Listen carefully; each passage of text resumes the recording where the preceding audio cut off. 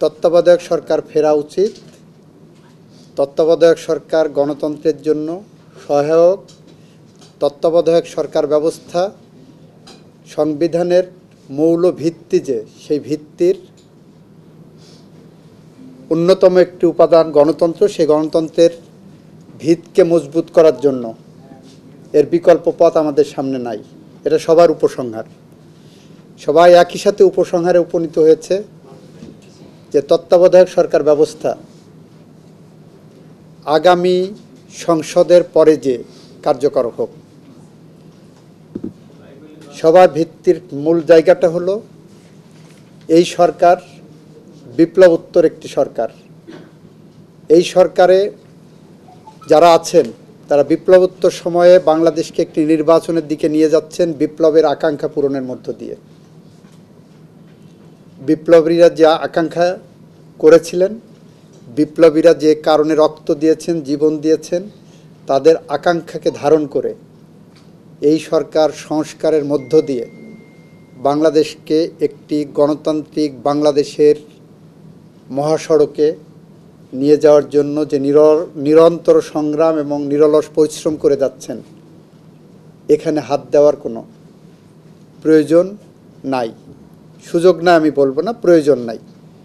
সুতরাং এই সরকারকে কন্টিনিউ করে সামনে নির্বাচন করার পর তত্ত্বাবধায়ক সরকারটা ব্যবস্থাটা আগামী নির্বাচনের পরে কার্যকর করা হোক বলে সবাই কম বেশি এই উপসংহারে উপনীত হয়েছেন।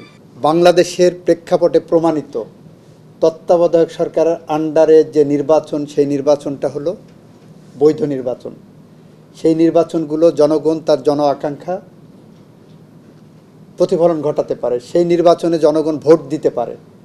আর তথাকথিত গণতান্ত্রিক নির্বাচন যদি বলে, সরকার বলে তথাকথিত নির্বাচিত সরকার, আমরা বলেছি সেই সরকারের আমলে মৃত ব্যক্তিরা এসে ভোট দিয়ে যায়, রাতের আধারে ভোট হয়ে যায়।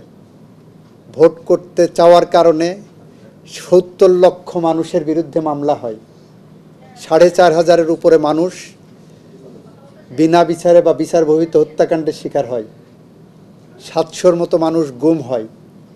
মাত্র ৩৬ দিনে ১৫০০-র মতো মানুষ গুলিবিদ্ধ হয়ে মারা যায়, প্রায় ৩০,০০০-এর মতো মানুষ পঙ্গুত্ব বরণ করে ওই কোট আনকোট গণতান্ত্রিকভাবে নির্বাচিত সরকারের আন্ডারে।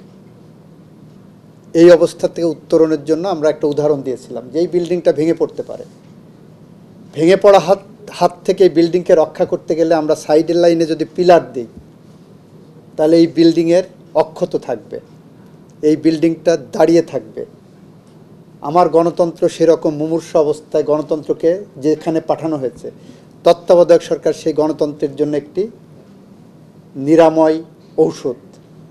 তত্ত্বাবধায়ক সরকারকে যদি আমরা বলি, গণতন্ত্রকে যদি বলি কোহিনূর, তাহলে সেই কোহিনূরকে রক্ষা করার জন্য তত্ত্বাবধায়ক সরকার এমন একটি ব্যবস্থা যা বাংলাদেশের গণতন্ত্রকে সুসংহত করে বাংলাদেশের মানুষকে ভোটের অধিকার ফিরিয়ে দেয়।